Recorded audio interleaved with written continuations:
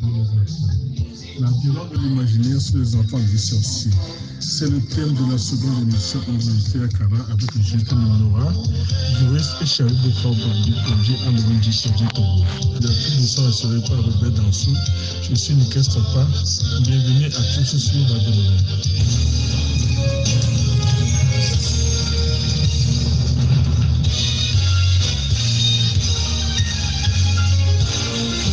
Vous écoutez la mère des radios, la station du plaisir.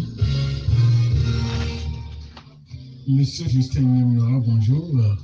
Bonjour, monsieur Niquez. Juriste et chargé de projet à l'ONG Projet Togo.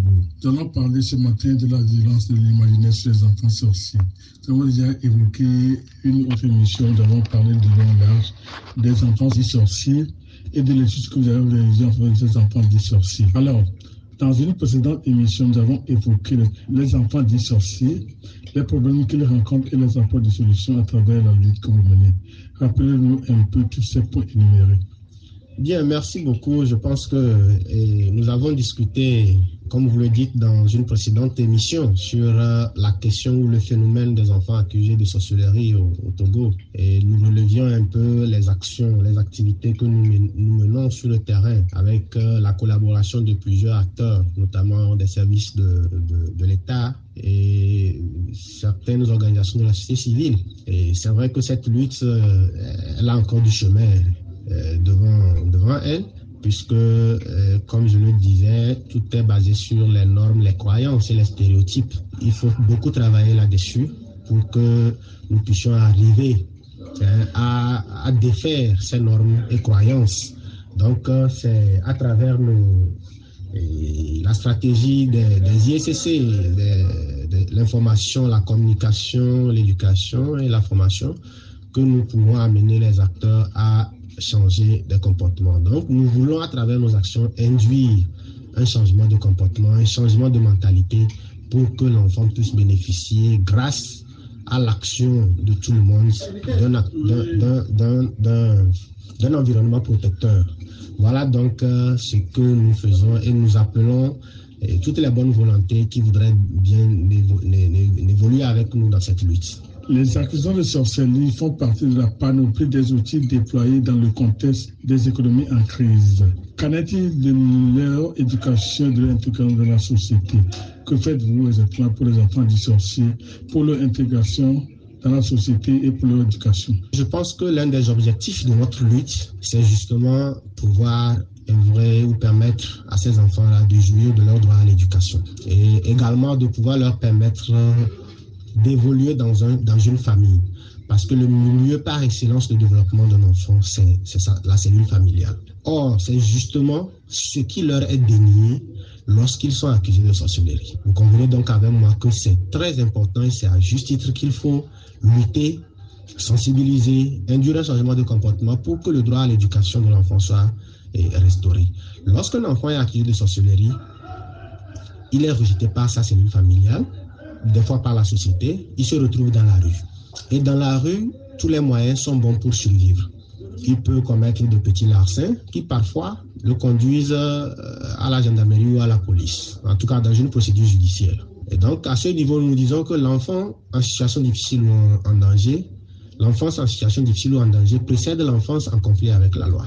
Donc, pour faire en sorte que l'enfant connaisse une éducation, c'est de sensibiliser les parents. Ou parfois, dans les pires situations où l'enfant est rejeté carrément de la famille, de le retirer un peu de la rue pour notre centre de transit, puisque le Creuset a un centre de transit où l'enfant séjourne normalement durant une durée maximale de 3 mois. Et pendant les 3 mois, il bénéficie là-bas d'un accompagnement, des activités socio-éducatives et parfois même est scolarisé en attendant que le cadre familial ne soit véritablement préparé pour sa réintégration. Donc, nous faisons en sorte qu'il connaisse ou bien il bénéficie d'une éducation, qu'il aille au cours, qu'il soit scolarisé, s'il est en âge scolarisable bien sûr, et on prépare en même temps la cellule familiale pour sa réintégration familiale. C'est vrai que dans beaucoup de circonstances, ce n'est pas tâche aisée, mais grâce à l'appui de notre équipe, qui est une équipe pluridisciplinaire avec des travailleurs sociaux, des éducateurs spécialisés, des psychologues, des juristes, nous arrivons quand même à créer des conditions optimales pour la réinsertion des enfants dans certaines familles. Bien entendu, il y a parfois, c'est difficile de pouvoir réinsérer l'enfant dans sa cellule familiale. C'est grâce à peut-être des familles d'accueil ou bien parfois à une famille élargie, à des tuteurs que nous arrivons à leur assurer la réinsertion familiale. Donc, nous faisons en sorte que le droit à l'éducation de l'enfant soit préservé et également que nous puissions préparer un cadre familial où il peut poursuivre son développement et son épanouissement. Voilà donc ce que nous faisons à ce niveau pour que l'enfant puisse donc grandir de façon harmonieuse. Quelle est la responsabilité des parents, des OSC et de l'État dans ce qui arrive à ces enfants dissortis? Je pense que d'abord la responsabilité de l'État, puisqu'il incombe à l'État en fait de pouvoir assurer le respect des droits et de la dignité de toute personne humaine, en tout cas. Et donc, c'est le rôle régalien de l'État. Et donc, par rapport à l'enfant, l'État a ce rôle-là de pouvoir accompagner tous les enfants, de leur assurer un avenir radieux, si on peut le dire ainsi. Et l'État le fait aujourd'hui à travers le ministère de l'Action sociale, grâce à la Direction générale de la protection de l'enfant, qui fait beaucoup aujourd'hui. Et à travers dans toutes les régions, il y a les services déconcentrés de l'État, du service de l'action sociale. Il y a également dans les préfectures, même dans les cantons. Bref, dans toutes les localités, aujourd'hui, il y a le service de l'action sociale. Donc, il appartient à ce service-là déjà de pouvoir travailler efficacement avec les communautés pour que les enfants, ou bien la lutte dans ce sens, puisse être une lutte réussie. Mais je pense qu'il y a d'énormes défis en termes de matériel humain, logistique. À ce niveau, il faut des ressources pour que les actions puissent connaître un impact durable. Et comme je le disais, le travail est dense à ce niveau et c'est pourquoi il faut faire appel à beaucoup de ressources qui permettront à ce service-là de pouvoir le faire. Et les OSC, comme toujours, viennent en appui en fait à l'État. Et donc c'est ce qui justifie par exemple aujourd'hui la démarche de Creuset qui, aux côtés de l'État, œuvre pour la protection de cette couche d'enfants, qui est pour nous une couche d'enfants en situation difficile, qu'il convient donc d'accompagner. Et nous le faisons avec l'appui donc technique des services de l'État, du service de l'action sociale. Et nous pensons qu'il faut renforcer la synergie d'action et pouvoir agir sur tous les bords pour que, véritablement, par rapport à cette thématique, nous puissions avoir de bons résultats sur le terrain. Une information toute fraîche. Le vendredi 7 mai dernier, suite à des informations virales sur les réseaux sociaux togolais, accusant certains enfants de sorcellerie à l'EPP Piapita dans la préfecture de la COSA, une équipe de l'ONG Creuset Togo s'est immédiatement transportée sur les lieux pour s'enquérir de la situation et de l'état des enfants dissorciés. Comment avez-vous géré cette situation? Bien, merci beaucoup. C'est vrai, cette information a circulé. C'était une information virale, comme vous le dites, sur les réseaux sociaux. Et ce qui m'a un peu taquiné, moi personnellement, j'ai reçu des dizaines d'appels de plusieurs acteurs. On dit, Creuset, est-ce que vous avez eu cette information? Creuset, est-ce que vous avez eu cette information? Je ne parlais pas également de mon directeur qui a reçu des centaines d'appels et de tous les collègues, de tous les autres collègues de Creuset qui ont reçu également des appels. Ça, c'est déjà un fait qui nous a marqué au sein de l'ONG Creuset Togo. Et nous disons que du seul fait que les acteurs aient déjà recours à creuser sur cette thématique, c'est quelque chose d'important. Ah oui, on reconnaît notre importance, mais également on sait que les enfants méritent un accompagnement. Sinon, ils ne vont pas nous faire appel. Et je pense que c'est déjà un grand résultat que nous capitalisons. Et par rapport à cette question, à l'EPP PITA, Creuset n'est pas allé seul, comme d'habitude même, et comme sur toutes les questions sur lesquelles nous agissons, c'est de façon synergique que nous travaillons. Et ça, pour nous, c'est très important, la collaboration multi-acteurs. Parce que Creuset, aujourd'hui, le fait à travers des projets, mais il faut qu'il y ait une durabilité de la démarche que nous enclenchons. Et par rapport aux questions des enfants dissorciés, l'une des bonnes pratiques que nous développons, que nous utilisons dans ce sens, c'est la collaboration multi-acteurs, la synergie d'action. Un seul acteur ne peut pas à lui seul gérer la question des enfants dissociés. Que ce soit-il en tout cas un magistrat, officier de police judiciaire, chef traditionnel, service de l'action sociale, un seul acteur à lui seul ne doit pas pouvoir. C'est plusieurs acteurs qui doivent gérer ça de façon correcte, en tout cas dans les règles de l'art. Et donc, par rapport à ce dossier, Creuset est allé sur le terrain et nous avons collaboré avec le service de l'action sociale à travers la direction régionale de l'action sociale CARA. Et également, nous avons collaboré avec le juge des enfants du tribunal de CARA. Et nous avons travaillé aussi avec la direction régionale de l'éducation. Et ces acteurs-là, je les salue au passage. Creuset n'est pas allé seul, comme d'habitude, même comme sur toutes les questions sur lesquelles nous agissons. C'est de façon synergique que nous travaillons. Et ça, pour nous, c'est très important, la collaboration multi-acteurs. Parce que Creuset aujourd'hui le fait à travers des projets, mais il faut qu'il y ait une durabilité de la démarche que nous enclenchons.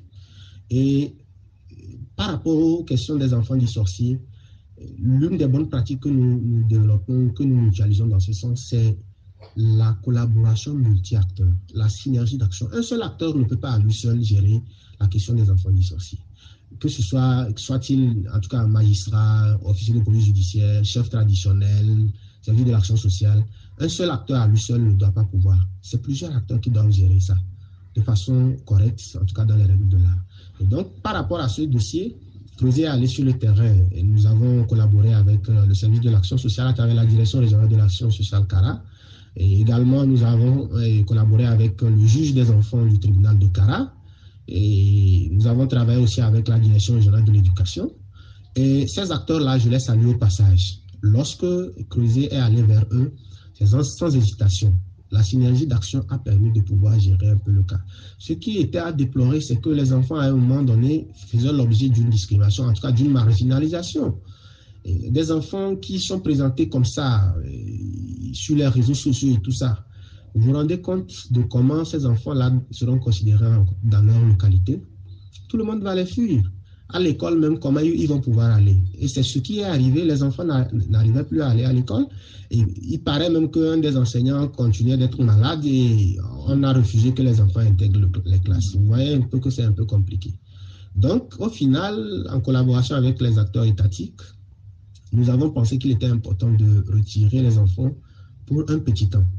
Le temps qu'il y ait de la calmie autour et que les esprits s'apaisent avant qu'on ne puisse réintégrer les enfants dans leur cadre. Nous pensons à comment pouvoir les réintégrer dans un cadre qui assure leur protection. Vous voyez un peu. Donc, voilà ce que nous avons pu faire par rapport à ce dossier. Et les enfants, aujourd'hui, je peux vous assurer, ils sont dans un cadre sécurisé et la gestion de la situation se poursuit. Il y a un suivi régulier pour que nous puissions assurer leur éducation et leur réinsertion familiale.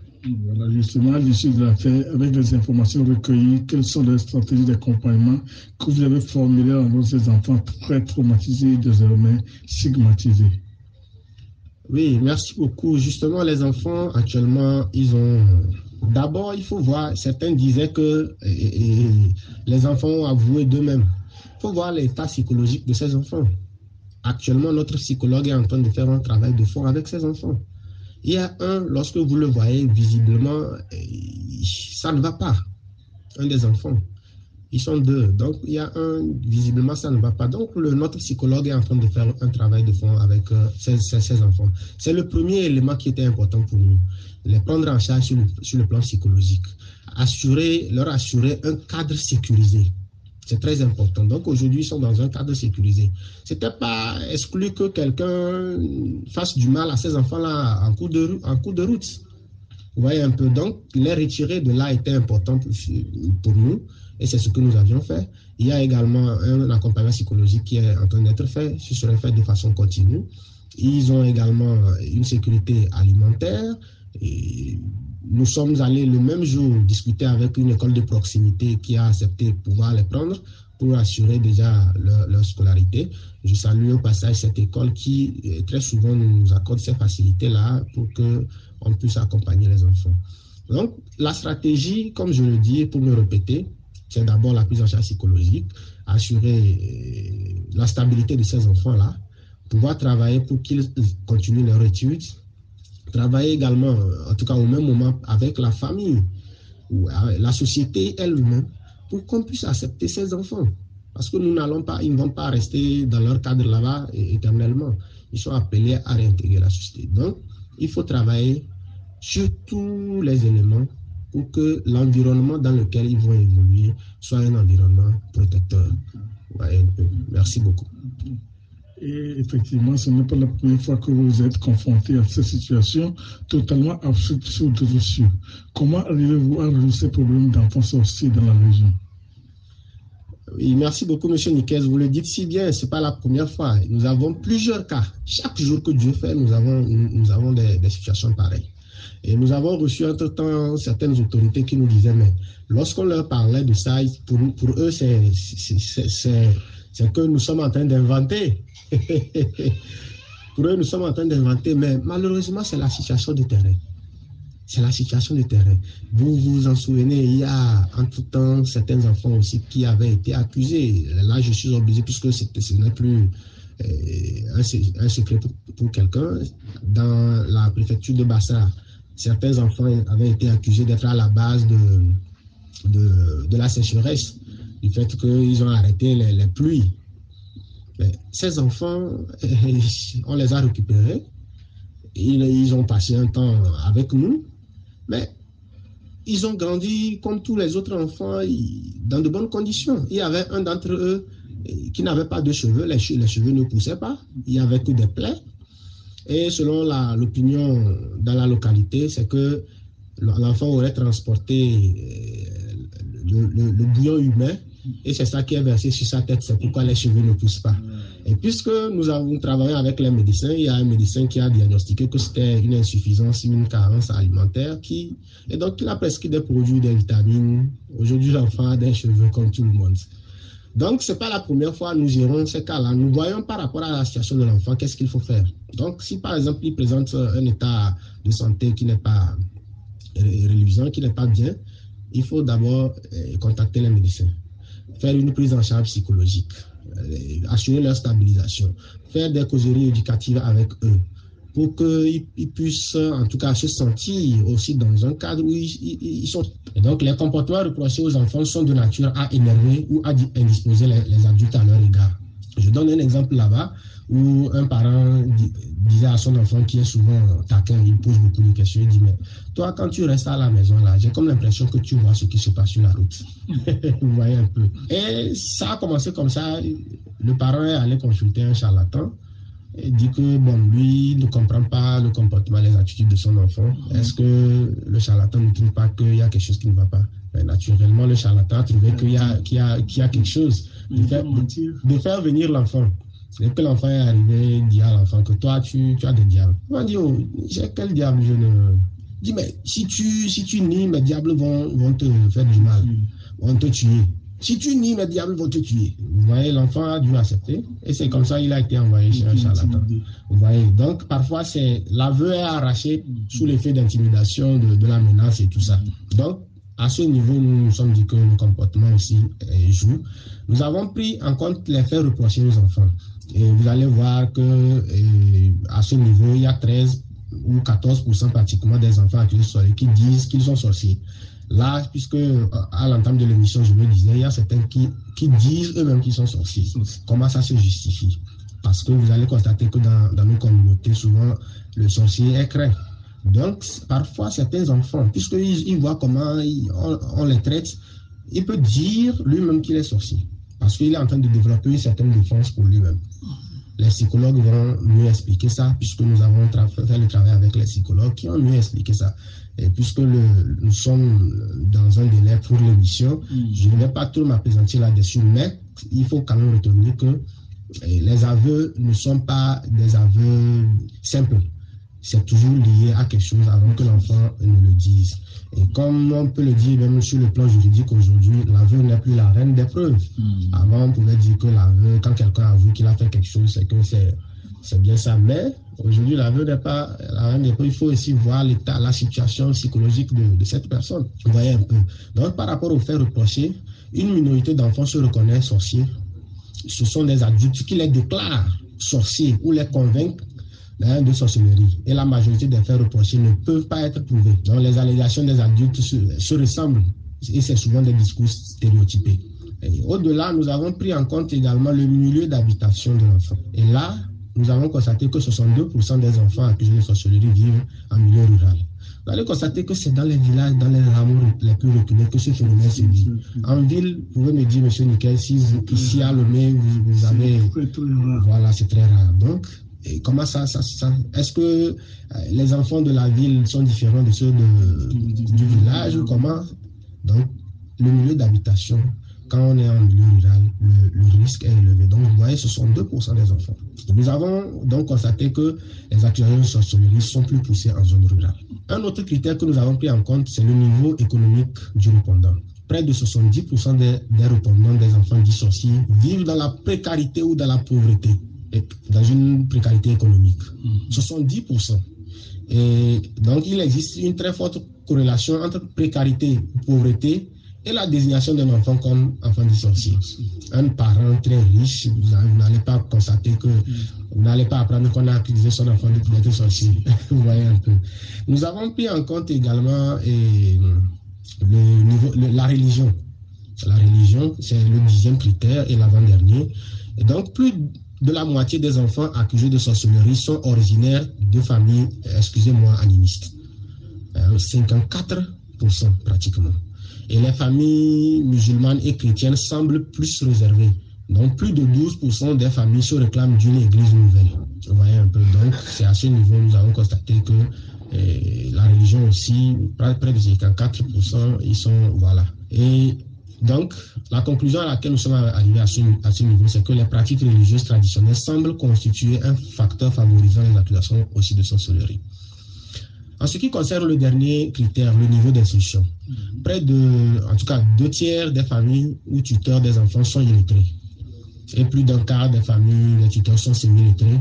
Seulement 10% des familles des enfants dits sorciers sont lettrés. Donc, il existe à ce niveau, en conclusion, il existe à ce niveau une corrélation forte entre le niveau d'instruction de la famille ou du tuteur